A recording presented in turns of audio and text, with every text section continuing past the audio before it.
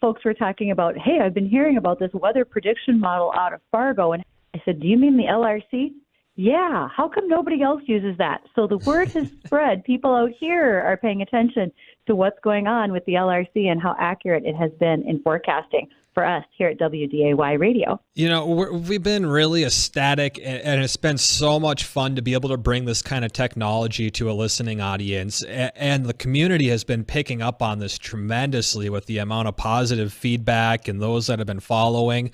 And it's okay to be skeptical about it. I mean, this is a really big leap in weather forecasting ability. It really, you start talking about anything that's beyond 10 to 14 days and your accuracy is down the drain. You have no idea what's going on. The numerical computer models that we use for our short-term forecasts, which work amazing, once you get that far out, because they deal with so many approximations and some assumptions, there's so many errors built up on it. And between model runs, you can have a huge storm system, and then the same model runs 12 hours later and it's completely gone at the end of the time frame. So there's just so many inconsistencies with the long-range capability of some of these long-range computer models, and the LRC is unlike them.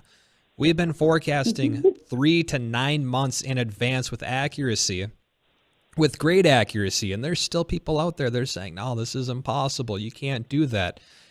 And like I was mentioning, Bridget, it's a hard thing to not concentrate on, but to comprehend that ability of something new. And if it goes against something you were taught or things that are thought to be known about how the atmosphere works, of course there's going to be skepticism about it. And I used to be a really big skeptic on it as well. But if you follow along, you follow our forecasts, and here we are at the end of March, and our predictions from mid to early December are coming to fruition. You gotta be thinking there must be something to this.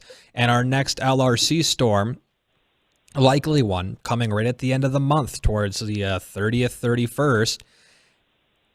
And now our long-range computer models are suggesting that there'll be a sizable storm system somewhere in the tri-state area, North Dakota, South Dakota, Minnesota, maybe Nebraska, Iowa, you know, that general area, coming in on the 30th and 31st of March. And then following that, long-range computer models are also hinting at a second storm around the 3rd of April, which just so happens to line up with our forecast as well from back in December.